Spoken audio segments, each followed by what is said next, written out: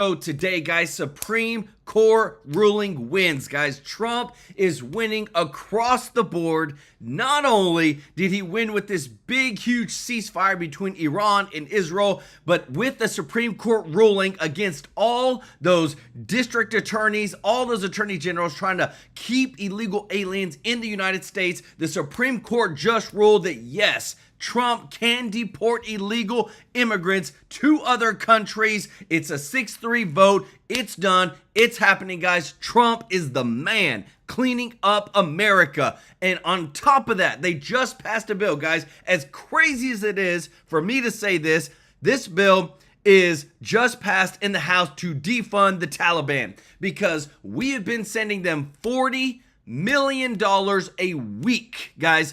$40 million a week to the Taliban. It's now a bill that's been passed by my representative out of Tennessee. Guys, things are happening. Let me know your thoughts in the comments. This is huge. President Donald Trump has not only just won the huge Supreme Court ruling granting him full authority on the deportation of illegal non-citizens to other countries, but he also has brokered the peace deal between Iran and Israel, and gets even better than that. Because, guys, this is all about America First policies.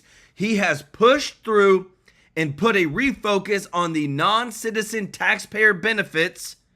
Because if you didn't know that, guys, it's happening. There's non-citizens that are getting taxpayer benefits, and is redirecting those to essential programs like the Social Security program and Medicare, guys. This is America. This is Trump putting America first. But again, too, it's because of what I'm about to tell you next.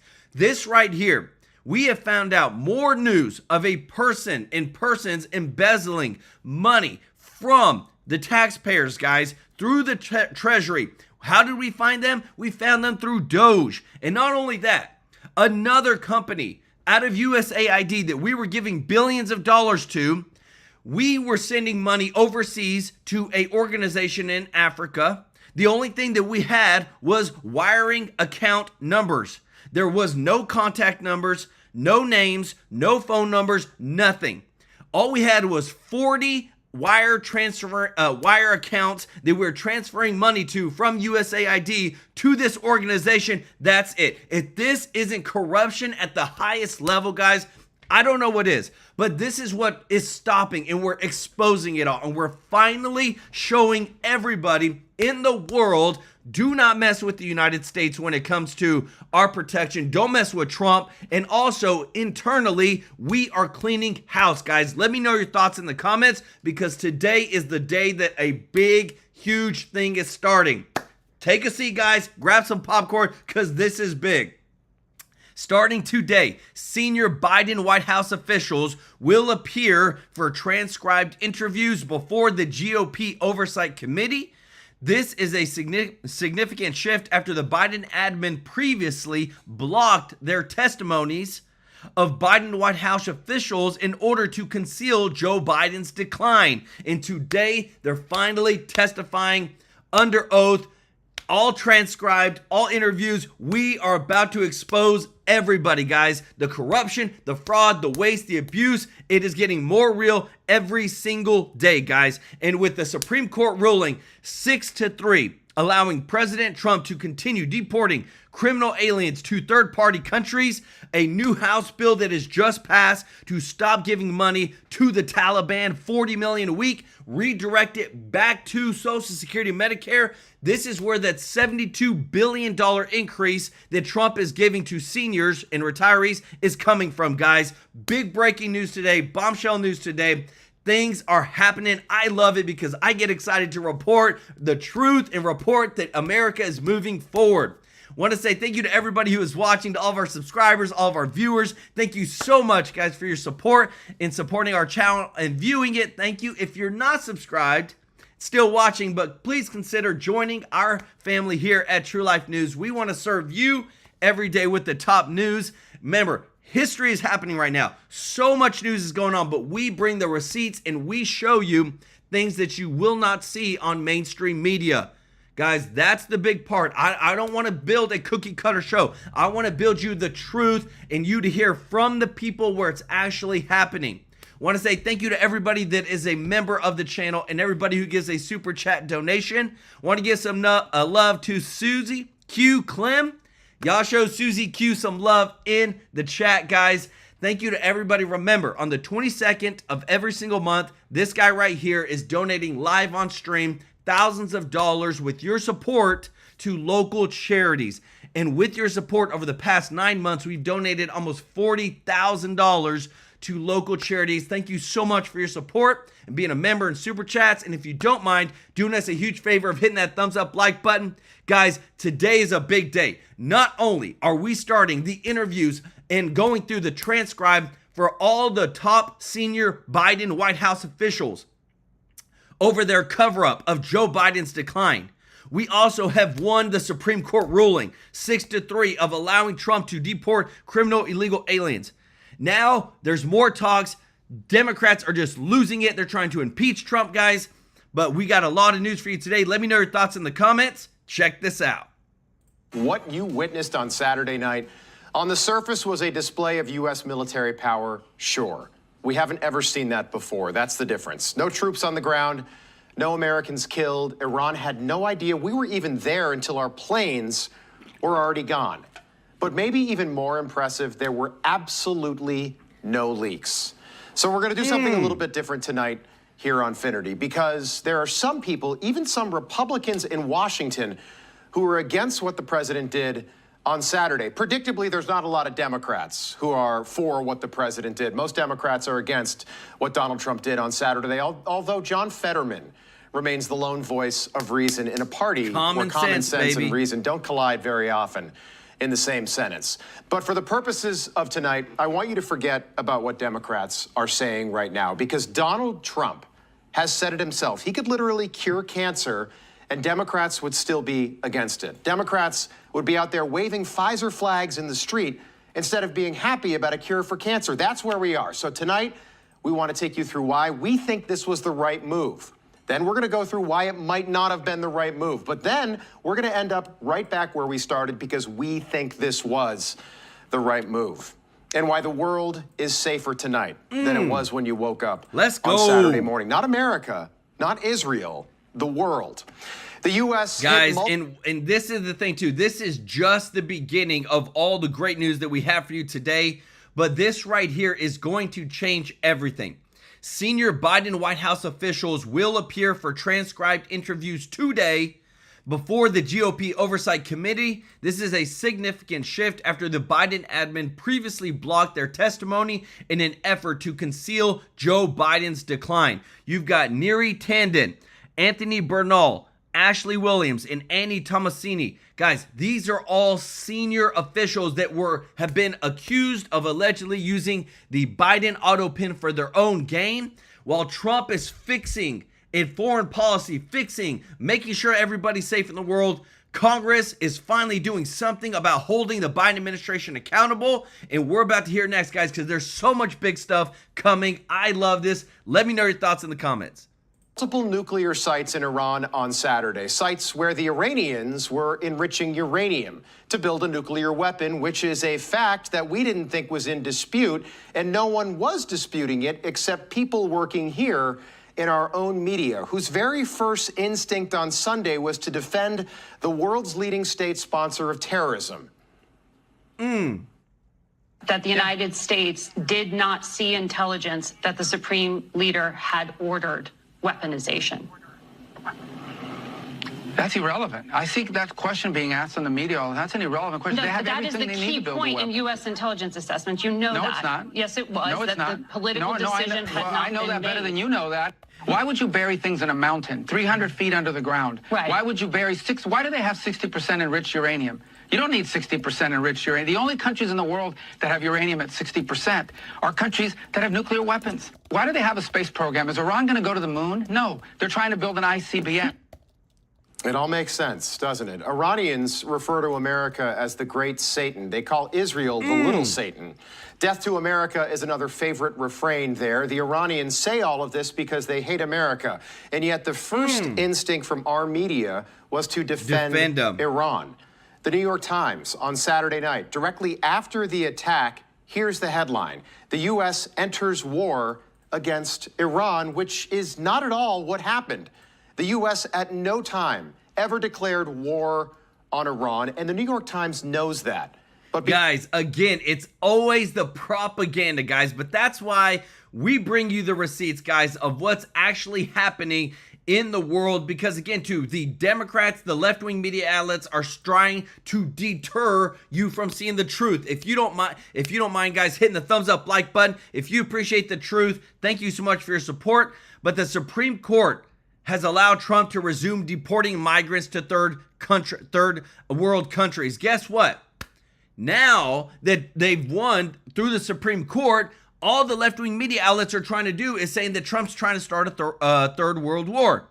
But what they're not showing is that everything the Democrats fought against, they are losing big time. And right here's the receipts, guys. 6-3, allowing Trump to continue deporting criminal aliens to third-party countries.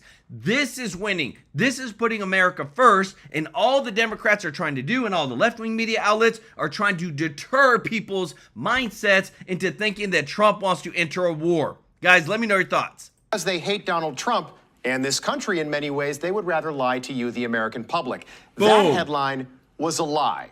The United States has provided Ukraine with weapons to use against Russia for almost 4 years. And I don't ever remember seeing a New York Times headline declaring that the U.S. was at war with Russia. Do you? I don't think so, because it never happened. And for the last several days, Democrats like Jasmine Crockett and Bernie Sanders continue to claim that the president's actions were somehow unconstitutional, which is also a lie, and they know it. The mofo that resides in the White House Wow. has unilaterally, in my estimation, declared war.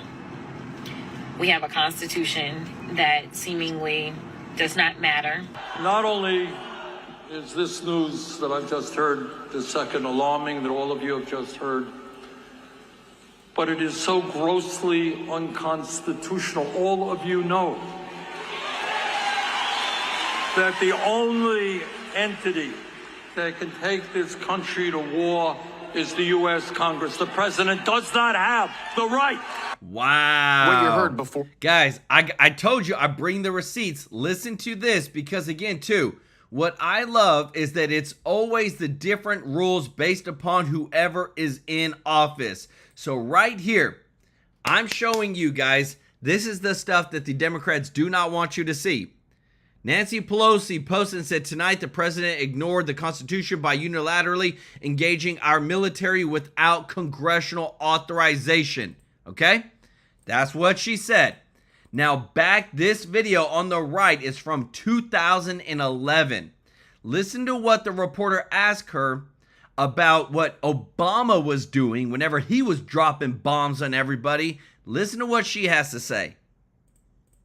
So, Madam Speaker, Madam Leader, you're saying that the president did not need authorization initially and still does not need any authorization from Congress on Libya?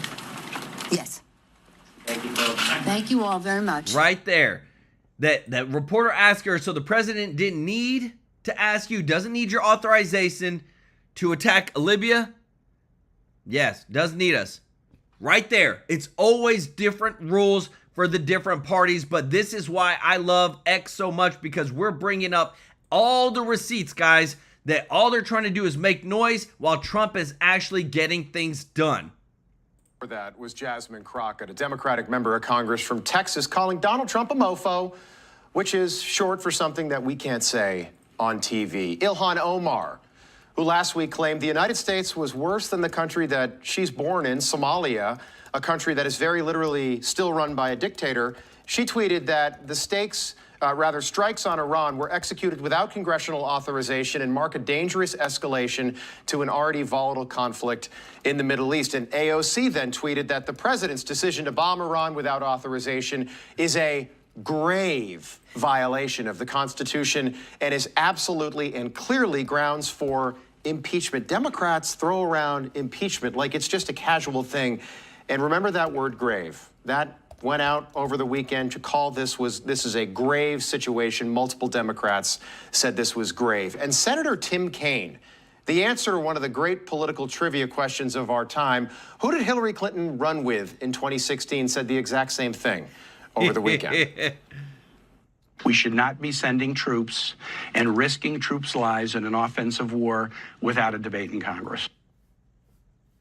Really? All right, so this is all even more surprising tonight. After 20 years of American presidents, Republican and Democrat, telling us they were going to do something finally about Iran and then doing absolutely nothing when they got to the White House. Bill Clinton, George Bush, Barack Obama, all the way to Joe Biden, every single one of them promising Americans that they would be the ones to finally do something about Iran and then never doing a thing. The Iran nuclear deal was a great deal for Iran because it never stopped them from building a nuclear weapon. It also never achieved any of this. The Iran nuclear agreement, I say this straightforwardly, is the strongest, most intrusive, most accountable nuclear agreement that we have anywhere on the planet. Right. And it required a country that had nuclear capacity, which was at 2 months breakout time to having a weapon, to destroy their plutonium reactor, undo their centrifuges that enrich, limit their level of enrichment, accept 130 additional inspectors to know what's happening, limit their mining, have television cameras watching what they're doing. All of that happened. After 20 years of American presidents doing nothing but emboldening regimes that hate America, the United Nations today says they are gravely concerned about the United States hitting nuclear sites in Iran, which, if you think about it, doesn't really make a lot of sense. It means they are gravely concerned about an American president just making the world a safer place. Because many guys, and again, too, this stuff that we are showing you today, Trump is not holding back from anybody. Putin called Trump to help with Iran. We're starting to get all the news, guys, of how it all went down. Putin called Trump to help out with Iran. President told he needed help with him. President Trump discussed Russia during a conversation on Air Force One, expressing his desire for a deal. He mentioned a call with Putin, who offered assistance with Iran, but Trump declined, guys. If Trump was in collusion with Russia, he would have accepted their help. This, again, is just lies from the media that Trump is a Putin puppet. And what I love, guys, is that as we continue to get deeper and deeper into solving these issues, Trump is always the opposite of what all the left-wing media says he is. They said he was a warmonger. Guess what? Brokered a ceasefire peace deal between Iran and Israel. Let me know your thoughts in the comments. I want to say thank you so much, Andy, for the super chat. Let's go. He said the Minnesota shooter wrote a letter to the FBI saying he was hired directly by the state's governors, Walsh, to take out a Democrat Senator Amy Klobuchar so Walsh could run for her empty Senate seat. I saw that, guys, and they're digging more into that. Thank you so much, Andy, for the super chat. Gregor Heis, thank you so much. Said, Joel, keep doing a great job. Join us on the Discord. I will do so. Let's go. Y'all show Andy and Gregor some love in the chat, guys. Because again, too, what we're showing you next, there's a lot of, when it comes to the money, guys, that's where you know that people start cringing, moving. These rhinos start acting up is when you start touching the money, and they really, really wanted a war. Some of the rhinos with Iran to take place. Trump is not having it, guys. Listen to this. Iran's peaceful nuclear facilities. It's like jumbo shrimp, right? It's an oxymoron. Peaceful like those US B-2 bombers on Saturday took out a yoga class at a spa 600 feet underground, under a mountain, in a country 8,000 miles away. But the truth is that peaceful nuclear facility can't actually exist when the sole purpose of that nuclear facility is to build a weapon that kills Jews. Especially when they are known, guys. Iran is known for saying death to America. That's whenever we don't play around, we protect Americans, and we do what needs to be done. If you appreciate this, if you don't mind hitting the thumbs up like button, guys, thank you so much for your support. And that is all these people want to do. Kill Jews, and then if there's anything left over, kill Americans too. That's exactly what the purpose of these facilities was, past tense. These were not peaceful facilities. And if there were any remaining questions about that, an Iranian politician destroyed that this morning when he tweeted this before all the breaking news, quote, that even if the sites were completely destroyed, the game is far from over. Enriched materials, domestic expertise, and political will are still intact, meaning they were always and have always been about enriching uranium to build a nuclear weapon. And that mission, according to that tweet, will continue. At least that's what it looked like this morning. It looks different right now. But again, this was all going to be at these peaceful nuclear facilities. Like a day spa, you can get a foot rub, build a bomb, right? Get your back rub, Swedish massage, build a bomb at one of these peaceful nuclear facilities. Sounds great. Guys, that is what blows my mind, is that they want to brag all day, every day that, oh, we need to, like, literally, these news anchors are trying to defend Iran and what Iran has done in breaking the deal that they had with us.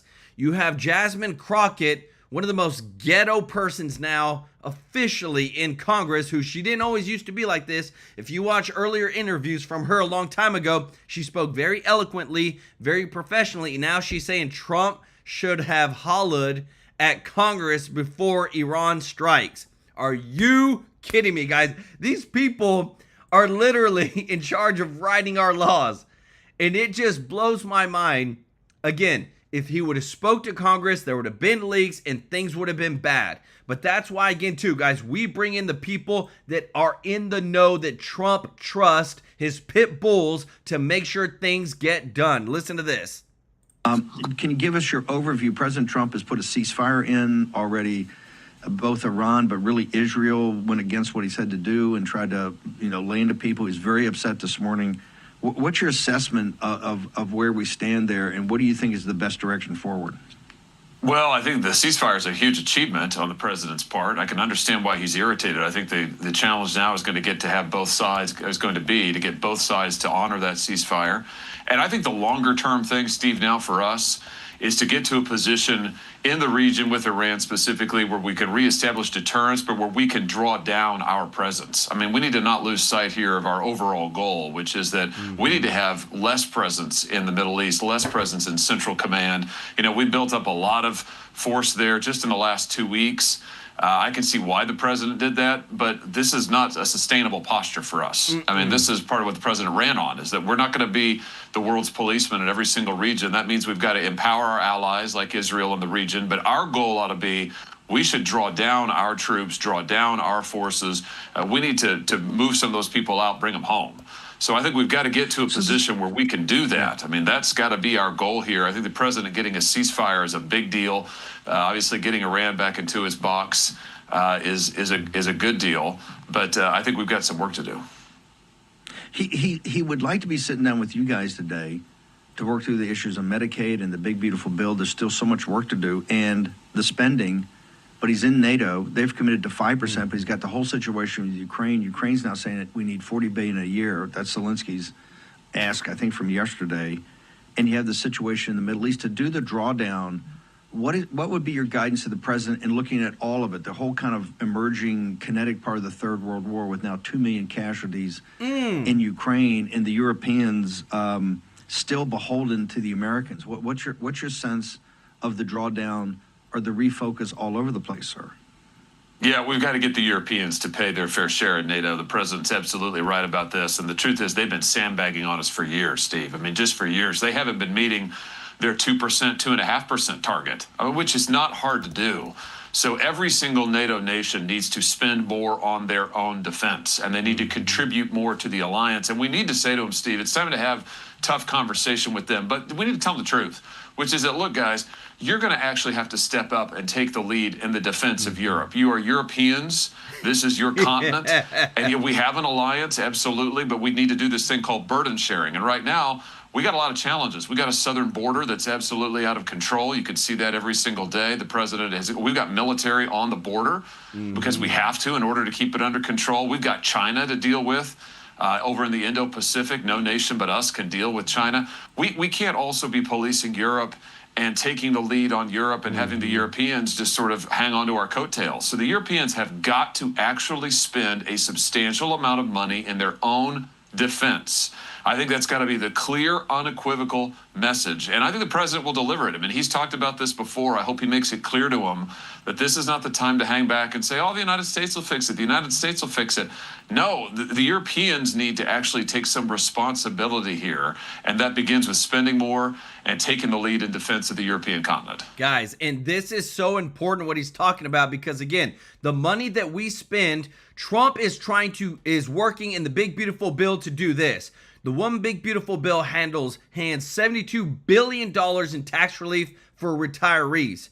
But what in the steps that they're taking to get to this number to help our retirees on Social Security right here, the one big, beautiful bill delivers massive tax relief for retirees on Social Security. Where is it coming from? Well, it's coming from this right here and other things. House has passed a bill to defund the Taliban. From the leading report. So we found out and we've known that we've been given the Taliban over there essentially $40 million a week. Guys, not every month, not a year, $40 million a week. If you add that all up, guys, we're not talking about small change. We're talking about $2 billion. There's 52 weeks in a year. This is almost $2.1 billion a year. Well, how do you get to where you're giving back to Americans, doing what you're supposed to be doing? You got to fix the dang bills that are already passed that are giving our money away to other countries. And that's what Trump is planning to do and what you're about to hear from our boy, Josh Hawley. So he's out of pocket, heading over there, be gone for a couple of days. Where do we stand? Last time we left you, you said, "Hey, I think we could make the 4th of July on his desk." One, just on timing, and then we're going to go to break and come back and ask some specifics about Medicaid and other issues, AI you're working on. But just on a timing and process, do you still see the July 4th as a time that it would actually be on the desk of the President of the United States to sign? I think it can be. I mean, I think the president's right to say we need to go on this thing. I think the longer that you wait, the worse that it gets. I think the more people dither and the more stuff they start slipping in there, Steve. I mean, the more it's like, oh, well, I want this thing. We already talked about the Green New Scam, which the president called out over the weekend. The Green New Scam tax credits all of a sudden popping up again in the Senate bill. I mean, what the heck? So I think the president's right. We need to get this thing done. So let's push. And we need to make sure that the Senate gets onto the same page with the president and the House. The president negotiated that House deal. We need to hew as closely as we can to the House deal. That includes on rural hospitals, Steve. For sure includes that on the Green New Scam. We ought to be phasing those things out, those subsidies. I mean, guys, in a big thing, because I want to skip to where the next part right here. The big thing is, again, the Senate is going to rewrite the entire bill. That's 1,163 pages. They're going to rewrite it all because of some stuff I'm going to show you in a minute. But again, too, you got a lot of rhinos that are in the establishment that are trying to keep their Green New Deal scam in there. And I'm talking about Republicans, guys. We're not talking about Democrats. Populist in the Senate. I know you're close to President Trump. You talk to him a lot. There's a lot of people in our audience that are big fans of yours that say, hey, look, I don't really understand. Is Josh Hawley trying to push to keep Obamacare? I don't really understand the Medicaid part of it because, as you know, the big battle we've had over this for the last decade. Can you just take a second and explain your position on this? Because I know you're just as concerned about the debt and deficit as Ron Johnson.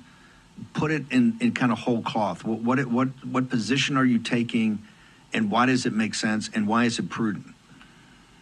Here's my overall position. I'll just take my state as an example, state of Missouri. We've got 1.3 million people, Steve, who are on Medicaid, including hundreds of thousands of kids. And here's the important thing to know. Most of these people are not folks who are deadbeats, staying at home, not working. These are working people who are on Medicaid because they don't have a job that gives them insurance on the job.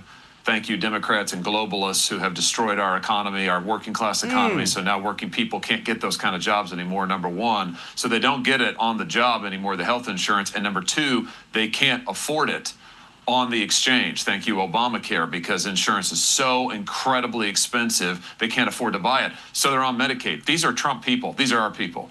These are the people who voted for Donald Trump in the state of Missouri by 18 percentage points. And Steve, these are the same people, particularly in the rural parts of my state, and we are a rural state. Medicaid is all they got. And that's not because they're lazy. It's not because they're bums. These are good, working people, Trump voters. But in today's economy, because of what the globalists have done to our economy and our industrial sector, this is all that they've got. And my position is the same as the president. For those hardworking people, we shouldn't take away Medicaid, the only thing they've got. Now, if they're not working, should they be working? Yeah, of course. They need to go work. If you can work, you need to go work. You shouldn't be getting a handout. But if you're paying in with your tax dollars and you can't otherwise afford something, then we ought to keep your Medicaid. And here's the other piece of it, Steve. Rural hospitals. Again, half the hospitals in the state of Missouri are rural. I'm from a little town in Missouri. I'm a small town boy. I grew up in a town of 4,000 people. Small. And it wasn't a suburb either. Again, too, where they're trying to find money. They're trying to save money. We're bringing you the receipts of what's actually coming out, guys, because, again, too, everybody that's like, golly, that we're finding that has been, look at this. This was released by the United States Attorney's Office. Campaign treasurer pleads guilty to embezzling over $840,000. This was from one person, guys. Treasury, no accountability, taxpayer dollars, wasted, fraud, corruption, abuse. Guys, we're showing you the receipts of why they're fighting so hard to codify the Doge cuts, why they're fighting so hard to audit the system, Doge and all that, is because this exists at a super high level across the board. And it's never been looked at until now. If you appreciate this, guys, if you don't mind hitting the thumbs up like button, thank you so much for your support. But this is, again, why what you're about to hear next, it's super important to get the big, beautiful bill done and start auditing all the agencies to stop wasting our taxpayer dollars. I was out in rural Missouri, not near any city. We had a little hospital there. I always joke I was a frequent guest with all my sports injuries growing up as a kid. And we cannot close down half the hospitals in Missouri. None of our people are going to be able to get any health care. So here's the task. How do we protect rural hospitals while cutting out the Obama-Biden garbage out of this budget, beginning with the Green New Scam? That's what we ought to do. We ought to cut out all the Biden spending, $4 trillion. We ought to get rid of all the subsidies to China, all the subsidies to Wall Street, all the garbage for the hedge funds. But our people, we got to protect them, beginning with those rural hospitals. That's my view. And, that's the president. That's what the president said, save Social Security, Medicare, Medicaid. That's what he said. I think he's right.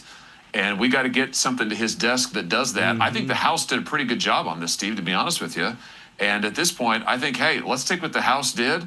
If we need to make a few tweaks, cut out a little more stuff, a little more garbage, let's do it. But let's get this thing to the president's desk. That's my position, my priority.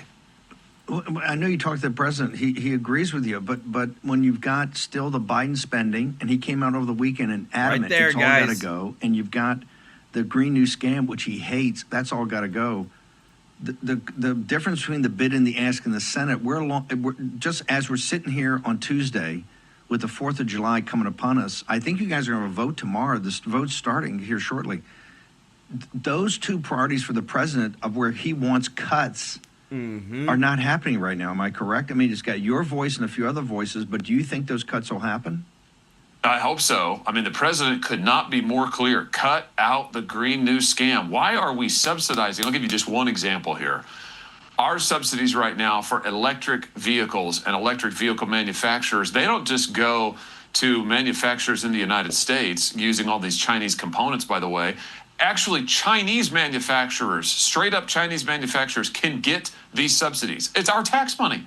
Why we would ever want to give China, our biggest global economic competitor, our own tax money so that they can build cars we don't want, hike up the price, and sell them back to us at a huge profit, it's the stupidest thing I've ever heard. All of that ought to go. It's costing us trillions of dollars. All of it ought to go. That's what the president said over the weekend. He's 100% correct. We need to do that. We need to get rid of that spending. We need to root out the climate change, Green New Deal garbage that Biden spent $4 trillion on. We need to make permanent all of the Doge cuts, all of that, the waste, fraud, and abuse, get rid of all of it. And we can do that, protect rural hospitals like the president said. I come back to the fact the House bill, which the president negotiated, pretty much got there. So my view is like, let's quit screwing around with it. Let's get this thing to the president's desk. Guys, again, like, God, when you hear that our taxpayer dollars are subsidizing Chinese-owned companies who are getting our credits to sell their cars in the United States, all you got to think of is who writes the bills, because whoever writes the bills allows this to happen. Nothing is by chance. All this is intentional, guys, and this is where if we don't do and put America first and have the right policies in place, guess what? We're going to continue screwing over, ripping off the average American taxpayer in order for these big lobbyists and these elitists to get their way. Let me know your thoughts in the comments. Guys, this is big. Huge win for President Trump that they ruled by the Supreme Court. So no more federal district judges. No more rogue judges trying to tell the president that he cannot deport illegal aliens to third countries. It is done now. Let me know your thoughts in the comments, guys. This is big news. Up right here. This is big news that, again, Trump had the authority. Supreme Court has finally ruled on it. We're moving forward. But there's some big news coming from House Leader, our guy, Mike Johnson. I don't particularly am a fan of him, but we still get our updates of what's going on. Check this out. Collection of Americans here. We wanted to come this morning. I have a lot of updates for you, and I'll get to it in a moment, but I want to continue with this theme real quick because the big, beautiful bill is so important, literally to every sector of the U.S. economy. And we could have chosen, constituents of ours from any sector in the economy, but it occurs to me we chose just the letter L as our theme today, okay? You heard about lasers and law enforcement and liquefied natural gas. And now we're going to go to logging because I brought Toni McAllister here, and she is a small business owner. She's going to talk to you about what it would mean to them. She's also a mother, and she's the wife of one of our greatest sheriffs in the state of Louisiana. They hail from Wynn Parish. The sheriff's standing in the back. He's the big guy with the badge. You can't miss him. But I'm so grateful that Toni is here with us. Now I'll turn it over to you. How about that? All right. Okay, guys.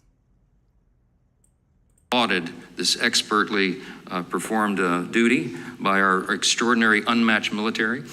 Some of them applauded loudly and openly, and some of them quietly, but everybody except the evil regime in Iran knows this was the right thing to do. It's important to remember who we're discussing here, okay? Evil is the right word. Iran is the largest state sponsor of terrorism on planet Earth. Yes. The Iranian regime has been responsible for thousands of American deaths over the years, an untold number of maimings with roadside bombs all over the Middle East. They have funded and propped up terror proxies like Hamas, Hezbollah, and the Houthis, and their stated goal is the death and destruction of America. And of course, Israel. That's why for decades, presidents have talked tough on Iran. They've talked tough. President Clinton said, quote, "I believe all the Western nations have an overriding interest in containing the threat posed by Iran," unquote. President Obama, he said, "I have stated that Iran will never be allowed to obtain a nuclear weapon," unquote. President Biden, quote, "We will not," let me say again, "we will not allow Iran to acquire a nuclear weapon." But it was President Trump who did more than talk. He acted, and it was long overdue. And his decisive action led to a weakened and vulnerable Iran that gives them no other choice than to come to the table, which they refused to do in good faith before. The president secured a ceasefire between Israel and Iran, and despite of the temporary disruption this morning, we believe that will hold. Peace in the Middle East has never been closer within our grasp. And that is something that we should all embrace and applaud. And we were heartened to see even people on the other side of the aisle, right-thinking, common sense folks, say that this was the right move. The ceasefire is fragile, but it is very real. I spoke to the president this morning right before Air Force One took off from the tarmac. He's headed over to the NATO meeting, as you all know. And we talked about his frustration with the temporary disruption and the ceasefire overnight. And he told me he had just spoken to Prime Minister Netanyahu and encouraged him not to retaliate in any heavy way. And I think that request has been heeded. I told the president that I would immediately echo the same sentiment to my counterpart over there and my good friend, Speaker Ohana and the Knesset. I did that. I believe that Israel and the United States are locked arm in arm on this, and that unified front and that common goal is what is going to maintain peace. So I just want to say overall, this is America First policy in action. This is, as has been said here already this morning, the penultimate demonstration of peace through strength. This is what it means. But you got to have a strong commander-in-chief to make sure that happens. Regarding the presidential authority, now naturally, we've got some Democrats here on Capitol Hill who they have an allergic knee-jerk reaction to anything that President Trump does, no matter how. Guys, and it's so bad because again, too, what you're about to hear, we bring the receipts, guys. We said that there were sleeper cells. We knew that Iran had people in the United States that were here illegally, that were let in through the open border, and I hope you appreciate this, guys. If you do, if you don't mind hitting the thumbs up like button, this right here is so real. ICE has already arrested 11 Iranian nationals in the U.S. illegally over the past 48 hours. There were threats against America, threats against innocent Americans that we need to protect. And DHS has to be able to do their job. ICE has to be able to do their job. But this is what the Democrats are fighting against. I want to say thank you so much, Gregosaurus, for the super chat. Let's go. He said, looking forward to when all these lying Democrats get locked up. Me too, brother. Thank you so much. Jay Ewers said, I stand with USA, Trump, and Israel. Thank you so much, brother. And thank you so much, Denise Clark Custom Art, for the super chat. Said, money throws analytical thinking out the window. Trump is exposing all the fraud, waste, and abuse. Time to tip the scales of justice back to American people. We the people, baby. That's what I'm talking about, guys. Show some love to Denise Clark for the super chat. I love it. OG of the channel now. Thank you so much, Surgical Wizard. Said, now Governor Newsom is raising gas prices to $8 to $10 because the EV mandate has been eliminated by the Senate. Now he wants us to pay for it. Guys, these corrupt people and what you're about to hear next, it all adds up. They do not care about Americans. They step over Americans all day, every day to give non-citizens a handout so that they can stay in power and win with their illegal votes, guys. It is so real. Listen to this. How noble and good. And they of course, are opposed to his latest work to make Americans safer and bring peace in the Middle East, if you can imagine that. Some have even called for his impeachment over this. It's absolutely outrageous. It would be comical if it were not so serious and stupid.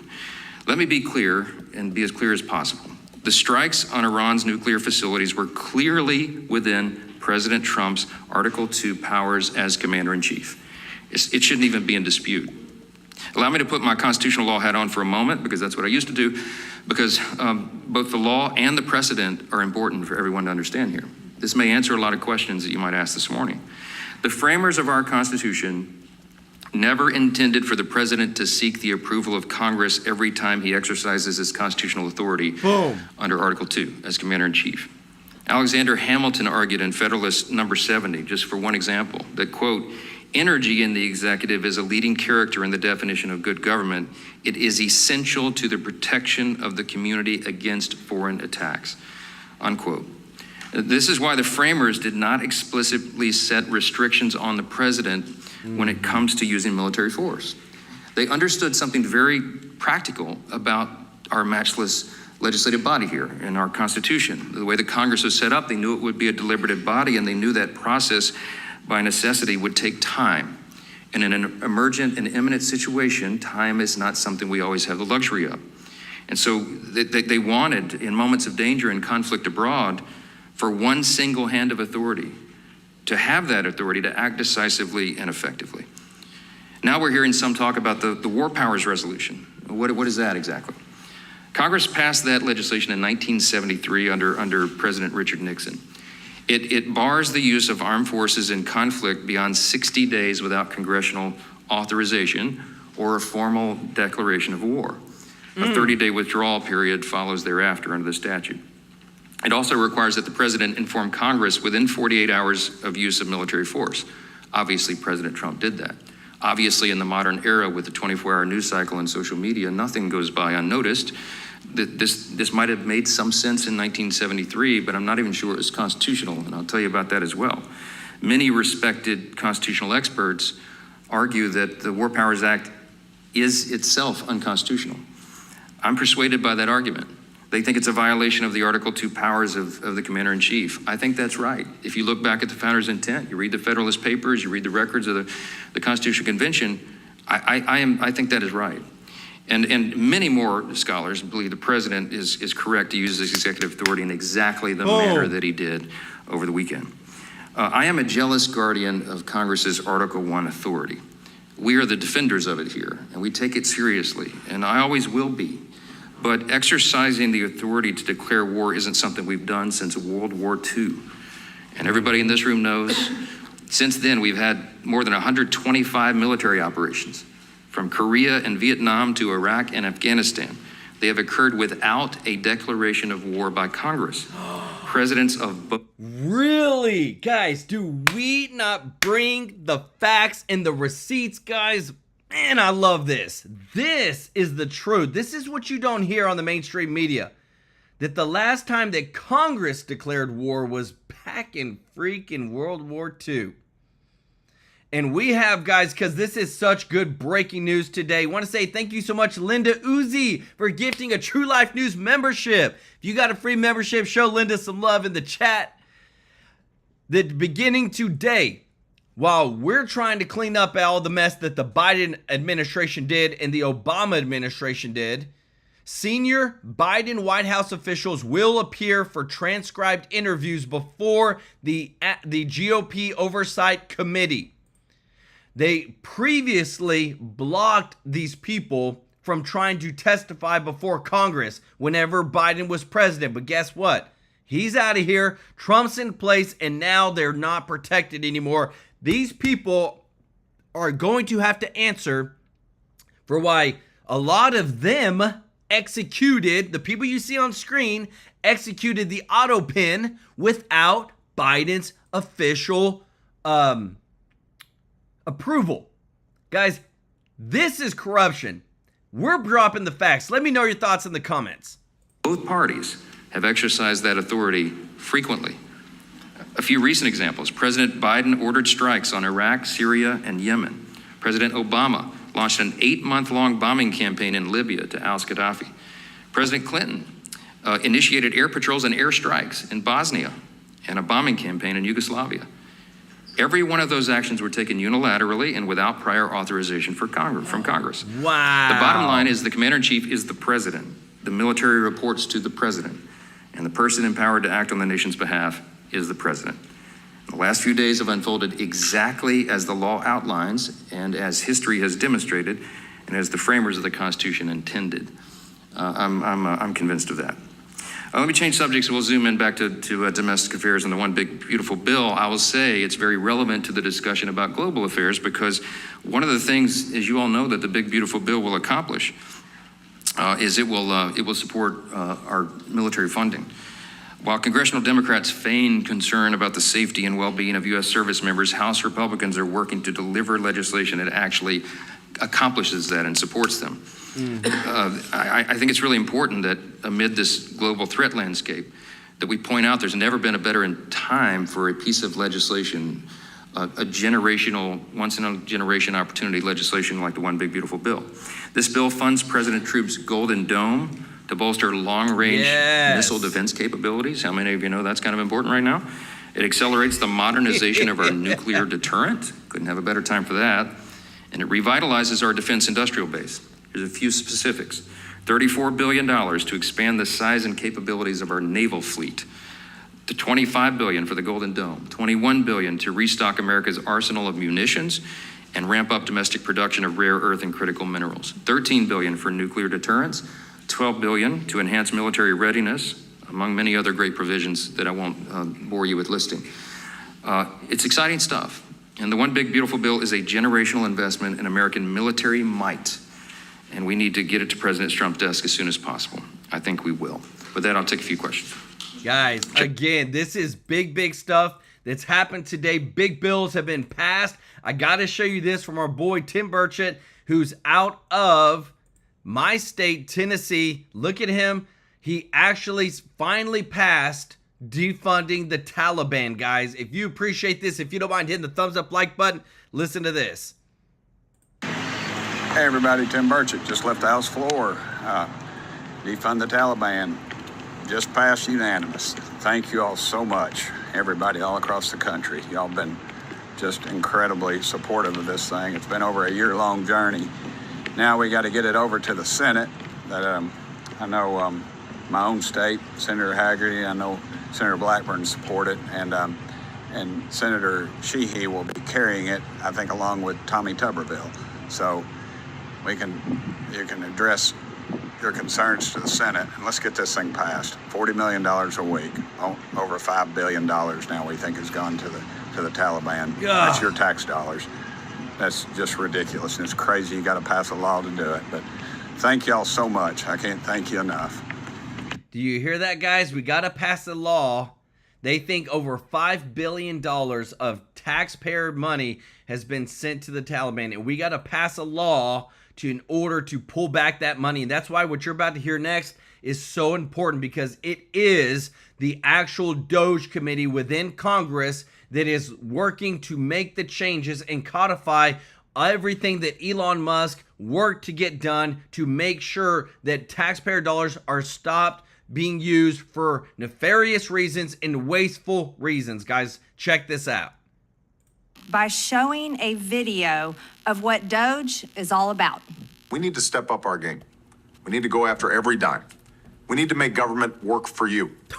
That's why, starting today, I've asked the Vice President to lead a renewed effort to hunt down misspent tax dollars in every agency and department of this government. We're not just eliminating fraud and waste. We hope to be instilling an entire new culture that not only our administration, but every succeeding administration will in fact pursue. We're going to give you the government you expect and deserve. Certainly wish that my Democrat colleagues. Guys, I don't know about y'all, but I 100% agree with Obama and Biden of late. Like, I don't know about y'all, but that sounds like common sense to me. Colleagues felt the same as their former Democrat leaders felt, and worked to try to reduce our deficit and reduce the size of our government. Unfortunately, these former Democrat leaders failed at what they were saying they were trying to do. But today's Doge and Doge subcommittee is actually delivering on those exact promises, and we are delivering the results. It's too bad that my Democrat colleagues constantly mock Doge, attack Doge, criticize Doge, and criticize the hardworking people in Doge. They also attack this committee and attack what we're all about. But that's today's Democrat Party. They're for big government, big spending, and doing nothing for the American people. They're America last. This subcommittee has highlighted where Doge has staunched the flow of waste, fraud, and abuse in federal spending. Doge drove the administration to turn off the spending faucet that was pouring out billions of dollars to corrupt anti-American NGOs, to illegal DEI programs, and to a vast array of wasteful, unnecessary federal grants, contracts, leases, and personnel. President Trump drove this massive effort by creating Doge via executive order on Inauguration Day. He then issued a series of White House directives empowering Doge teams to work with agency leaders government-wide in an unprecedented effort to root out wasteful spending using all means at their disposal. And that effort has borne fruit. The Doge website identifies $180 billion in savings achieved in just a matter of months. We need to make sure we lock in those savings. It should be the first installment we pay on our nation's $37 trillion debt. We need to tackle that. Guys, and I just want you to know that there's more Doge savings that can be cut and codified than what the actual Congress people in the House put cuts into the big, beautiful bill. Just like that. Is that not mind-blowing? There's more money that was found that was waste, fraud, and abuse than there is cuts in the actual big, beautiful bill. That tells you the people that wrote the bill don't want to actually cut the wasteful spending. On behalf of our children and future generations. That's why Congress needs to act. Doge has shown how our government can cost less and deliver more. It's shown how we can turn off the faucet. It's shown we don't need to spend all the dollars that Congress appropriated for this year. Congress can reverse that unnecessary spending by rescinding dollars it's appropriated. That's why the administration recently sent a $9 billion rescission request to Congress. By the way, You just saw Democrats on that video talking about saving $9 billion. Republicans just delivered on that. It would prevent dollars. Our $9 billion rescission would prevent dollars from going to corrupt international organizations, to woke NGOs, to NPR, and to PBS. The House adopted the legislation earlier this month, H.R. 4, the Rescission Act of 2025. But we need to do more, much more. $9 billion is just the tip of the iceberg of the waste that Doge has identified and of the spending that the administration has paused or shut off. So Congress needs to work with the administration and Doge to rescind billions more of dollars it has appropriated for agencies to spend. Doge is also creating savings that will lower the cost of government for years to come. Yes. For instance, the administration is right-sizing the federal bureaucracy by eliminating several 100,000 staff positions. That reduces discretionary spending costs for the next year and every future year by tens of billions of dollars. So we need to adjust those levels of new appropriations to align with the streamlined government Doge is creating. That's why the president proposed last month, when he submitted to Congress a budget for next year that reduces non-discretionary spending by $163 billion. If we lower the spending baseline in that way, we can save $2 trillion in that portion of the budget over the coming decade.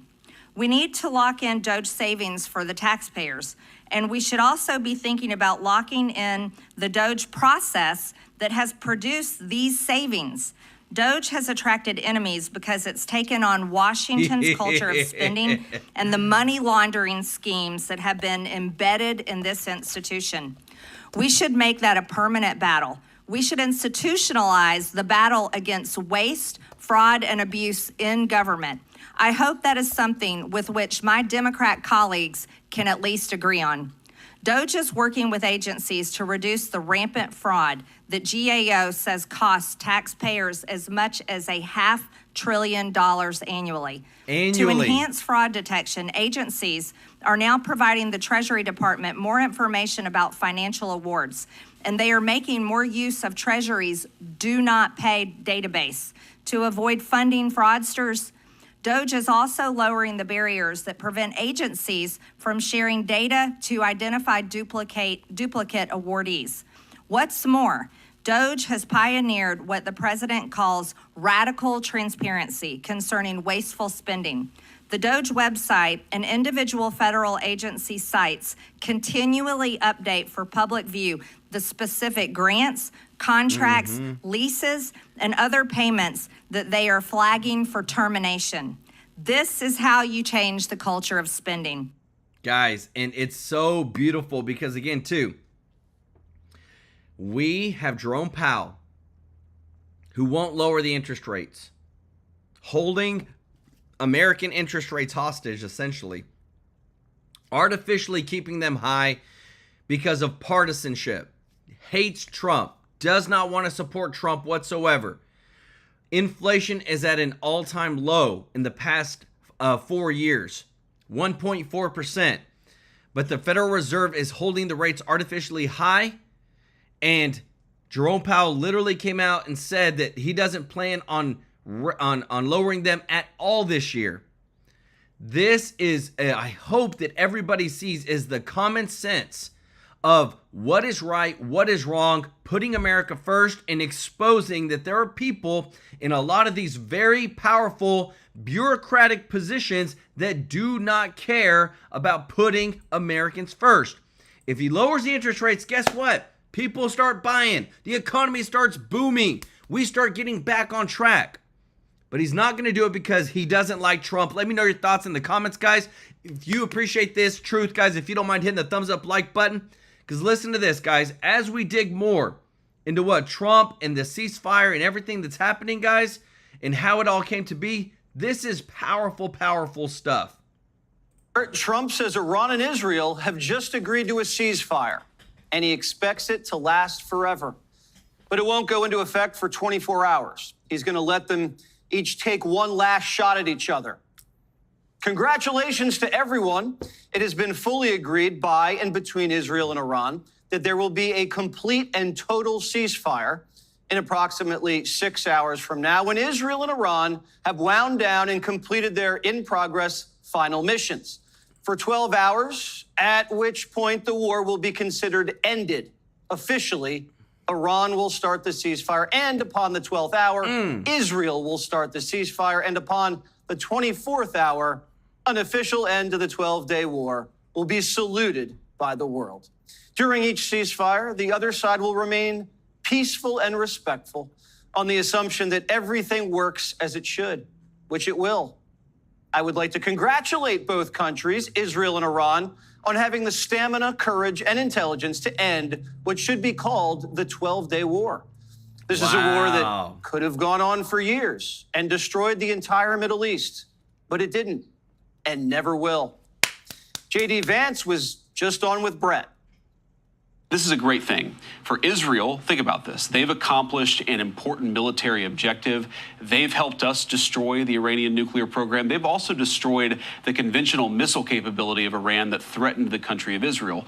For the Iranians, I think this is a new opportunity to actually pursue the path of peace. As I said yesterday, what the Iranians have showed through their support of terror networks, through their now failed effort to build a nuclear weapon, is that they're just not very good at war. And I think the president really hit the reset button and said, look, let's actually produce long-term peace for the region. That's always been his goal. I actually think when we look back, we will say the 12-day war was an important reset moment for the entire region. Yeah. Reuters is also reporting that Iran has officially agreed to the terms of the ceasefire deal, just hours after they fired missiles at American military bases in Qatar and Iraq. Here's the launch. Watch.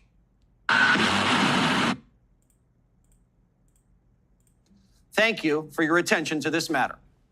So Trump got a heads up about the Iranian attack because the Iranians didn't want American casualties. Our response would have been devastating. But the regime also had... Guys, do you hear this? They literally told Trump, we're going to attack you. Please get your people out because we don't want to kill any Americans because we know that that would be a bad thing to do. And we were able, with our Patriot defense system, to intercept every missile that actually came at us and our our bases. Guys, did they not treat Trump with such respect?